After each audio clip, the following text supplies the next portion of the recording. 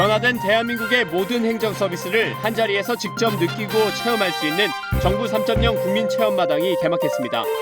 국방부와 병무청, 방위사업청도 참가해 국민과 소통하는 국방의 참모습을 엿볼 수 있습니다.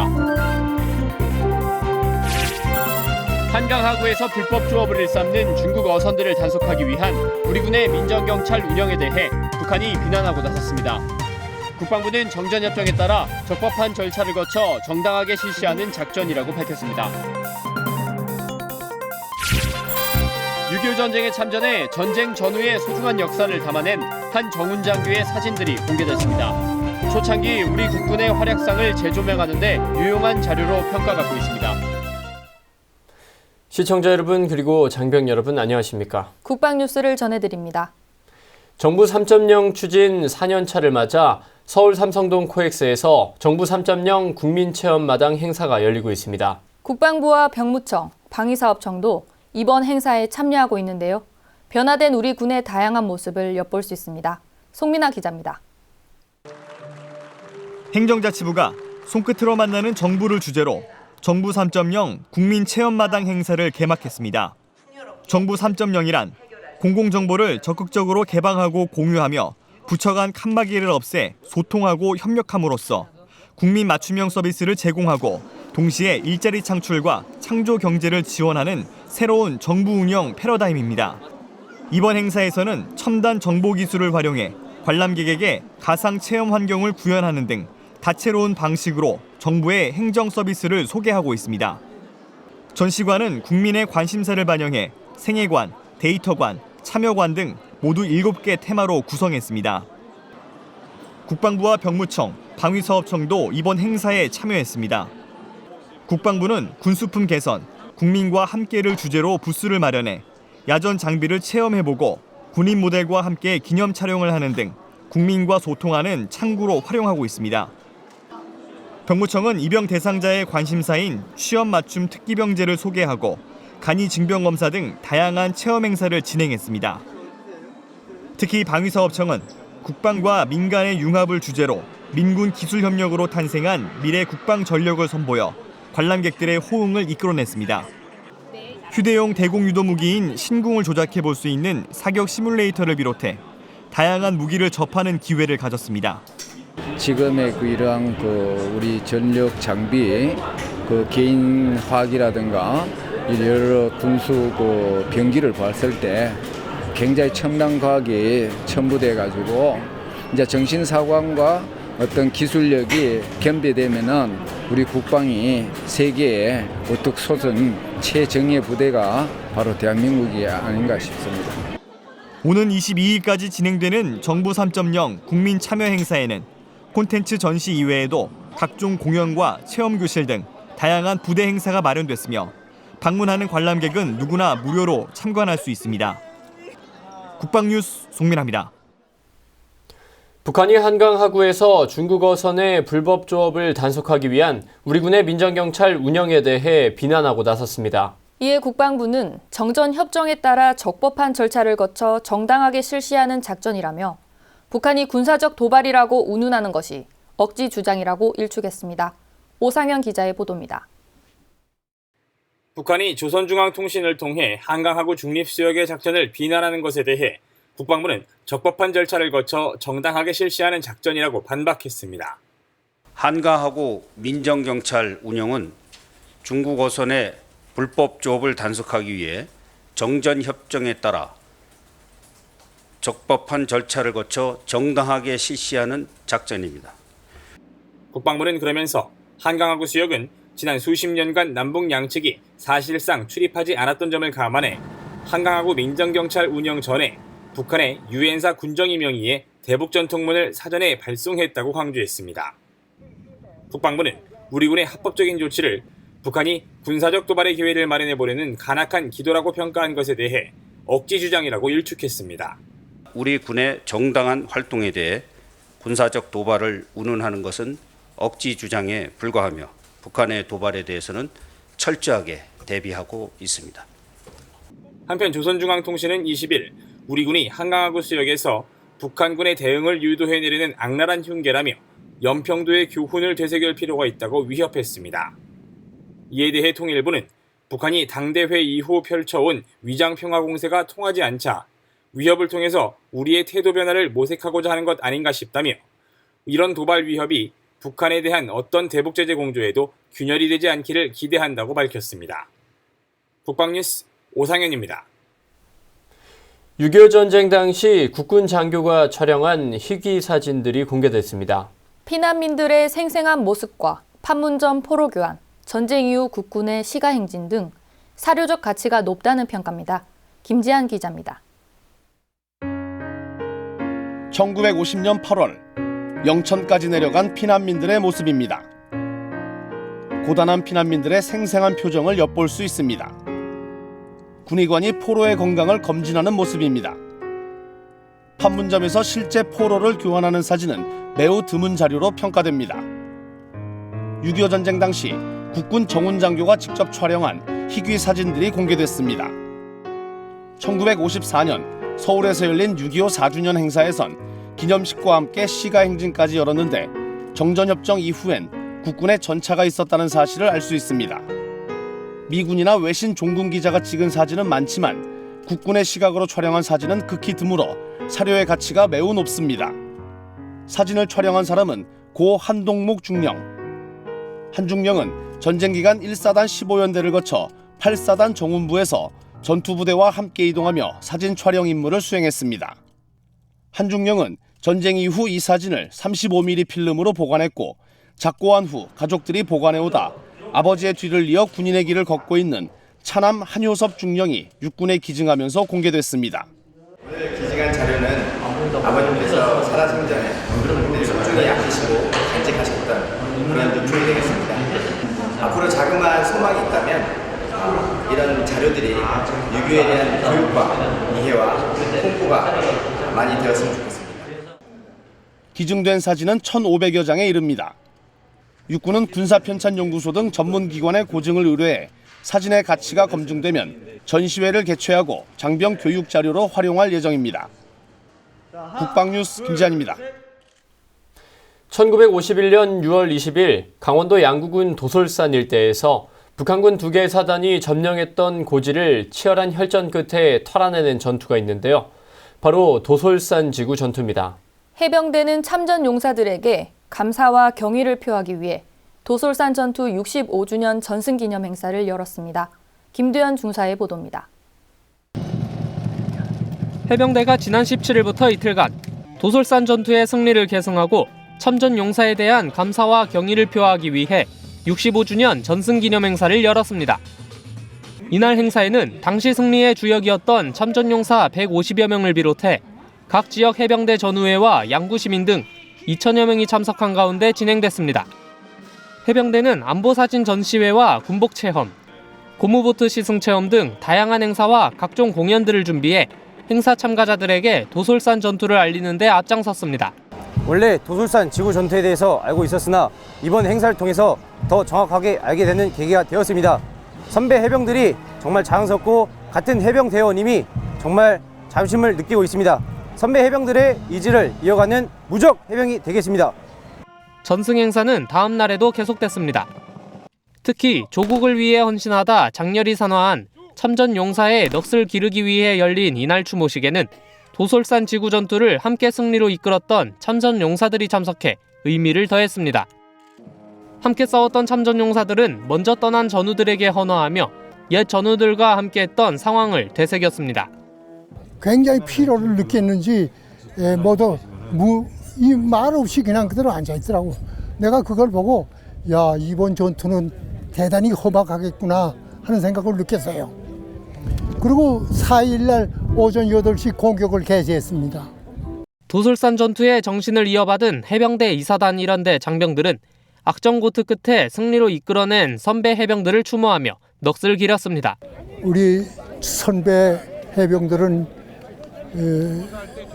자기 목표를 향해서 밥을 굶으면서 전투를 했는데, 그리고 자기 전우들이 옆에서 쓰러지는 걸 보면서 사지에 뛰어들었어요. 이것은 해병정신이라고 얘기할 수 있죠. 절대적인 해병정신이에요.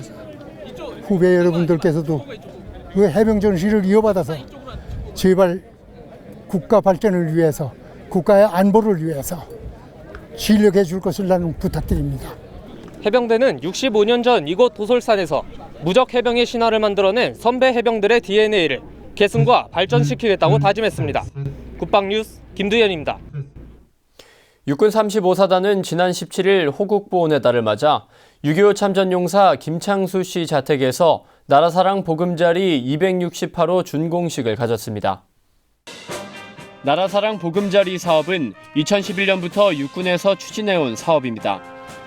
나라를 위해 헌신하신 6.25 전쟁과 월남 참전 국가유공자 중 생활이 어렵고 주거 환경이 열악한 분을 선정해 주택을 개선해주고 있습니다.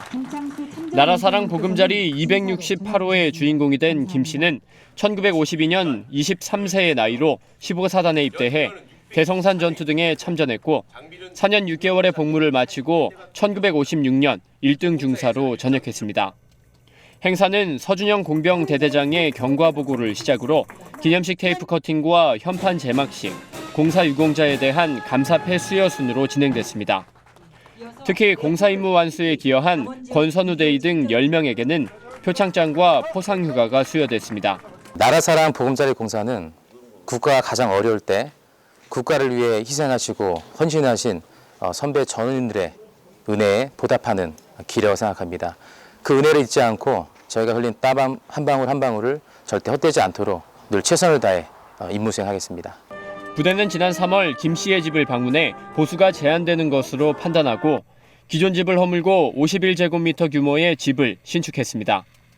한국에너지공단 예산을 지원받아 지난 4월부터 연인원 1000여 명과 40여 대의 장비가 투입됐고 남원시와 국제라이온스협회 전북지구 후원을 받아 가전제품도 함께 마련해줬습니다.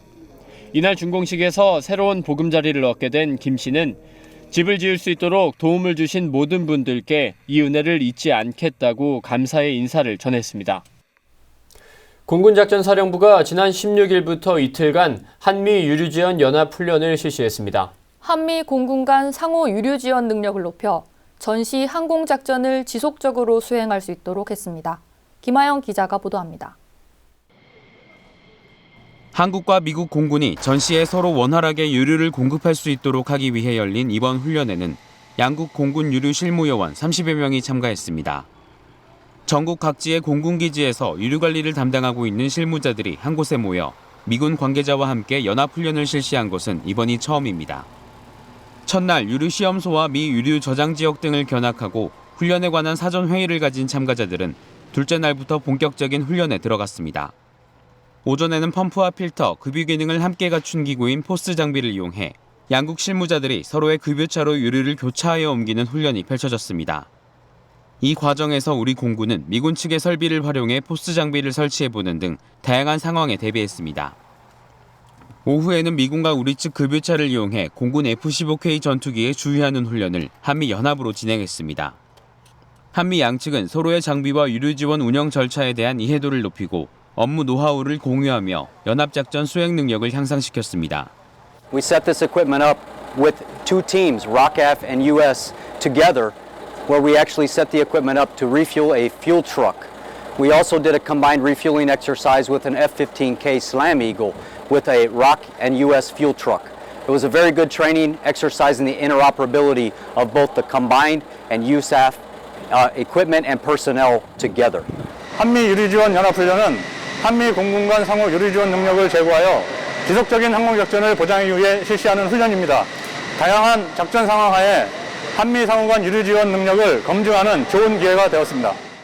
공군 작전사령부는 전시 지속적인 항공작전 수행을 보장하는 이번 연합훈련을 앞으로 연 1회씩 지속적으로 실시할 계획입니다. 국방뉴스 김하영입니다.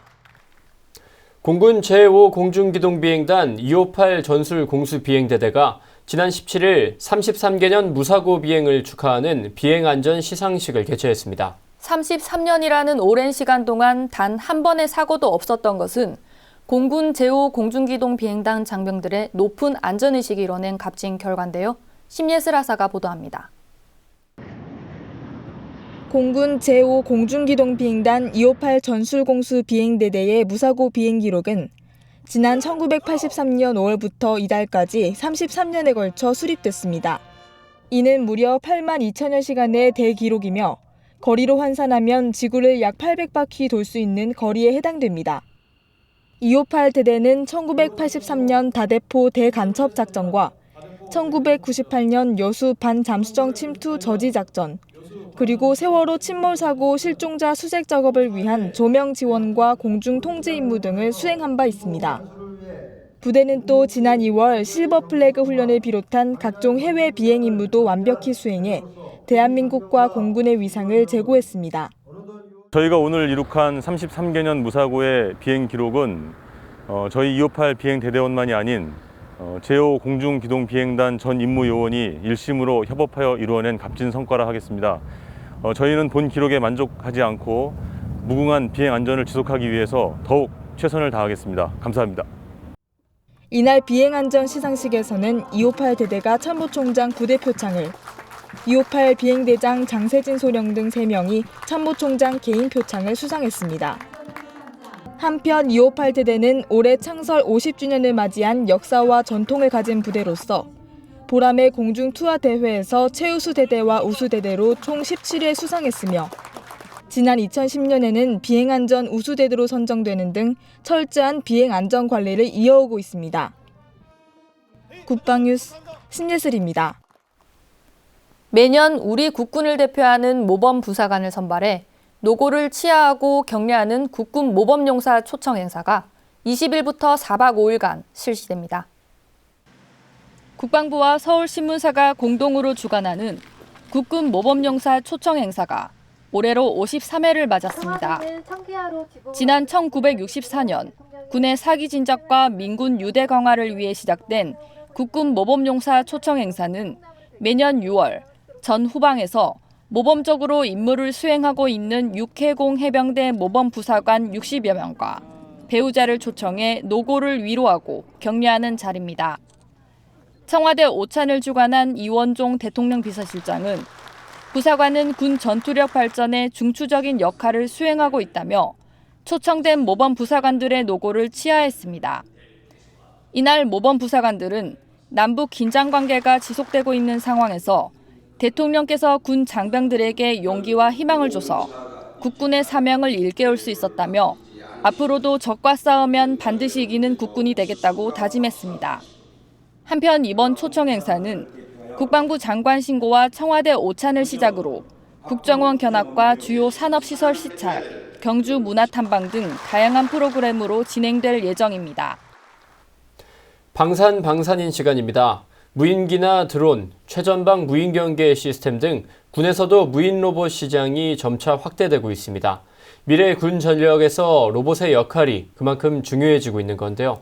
로봇이 움직일 때 가장 중요한 핵심 부품이 있습니다. 바로 감속기인데요. 이것을 국내 기술로 개발한 업체가 있습니다. 주식회사 SBB테크를 윤현수 기자가 소개합니다. 로봇의 목과 팔, 다리의 관절 역할을 하는 감속기. 원하는 각도로 자유자재로 부드럽게 움직일 수 있도록 만들어주는 장비입니다. 베어링 기술이 필수적으로 국방 로봇은 물론 민간용, 가정용 로봇 등 다양한 곳에 적용할 수 있습니다. 웨어 로봇이라든지 또는 이제 경비용 장비라든지 또는 이제 자동화 시스템이 필요한 이제 장비라든지 이런 데는 필수적으로 이제 감속기가 들어가야 되고 또 한 분야는 이제 이제 우주 통신 체제에서는 차량 탑재에는 작은 감속기들이 들어가야 되고 이제 큰 안테나 같은 데는 거대한 이제 큰 감속기들이 들어가야 되는데 그런 쪽에는 앞으로 이제 필수적으로 보여집니다. 감속기 기술은 세계적으로 일본에서만 보유하던 기술로 무려 50년간 국내는 물론 전 세계 시장을 100% 독점 장악해왔습니다. 수많은 업체가 도전했지만 실패하기 일쑤. 사람이 움직이는 것처럼 구현해내는 게 쉽지 않았기 때문입니다. 하지만 최근 국내 중소기업인 주식회사 SBB테크가 개발에 성공해 국내외 관계자들을 깜짝 놀라게 했습니다. 우리나라 중소기업들도 자기 기술로 자기 제품을 만들지 않으면은 생존하기가 어렵습니다. 그리고 이제 등 넘어 배워오던 그런 기술들은 이미 후진국으로 다 넘어갔거나 이제 뭐 마지막 넘어갈 것만 남아 있는 그런 상태이고요. 이제 저희가 하는 부분은 이제 백내시가 제로인 감속기, 그다음에 이제 아주 가볍고 이제 간단하고 고토크를 낼 수 있는 그런 이제 컨셉을 가진 감속기가 이제 저희가 이제 개발을 한 겁니다. 감속기는 군 로봇 산업 발전에도 큰 역할을 할 것으로 기대하고 있습니다. 현재 국방과학연구소와 함께 웨어러블 근력 증강 로봇의 감속기 부문 연구 개발에 동참하고 있는 상황. 군 로봇 산업에서 중요하지만 보이지 않는 한 축을 담당하고 있습니다. 밀스펙은 조금만 가르쳐 주면은 우리 중소기업은 잘 하리라고 봅니다. 그래서 밀스펙에 맞추어서 생산하고 이제 영업을 할 수 있도록 적극적으로 많은 측면에서 좀 도와주면은 좋겠습니다. 미래 로봇 산업의 주역으로 신기술 개발에 박차를 가하고 있는 주식회사 SBB 테크. 앞으로 무궁무진해질 로봇 산업에서 다양한 활약을 기대해 봅니다. 국방뉴스 윤이었습니다. 한강 하구에서 불법 조업을 일삼는 중국 어선들을 단속하기 위한 우리 군의 민정경찰 운영에 대해 북한이 비난하고 나섰습니다. 이에 국방부는 정전 협정에 따라 적법한 절차를 거쳐 정당하게 실시하는 작전이라고 밝혔는데요. 여전히 억지 주장을 일삼는 북한을 보면서 측은지심마저 드는 이유는 뭘까요? 국방뉴스를 마칩니다. 시청해주신 여러분 고맙습니다.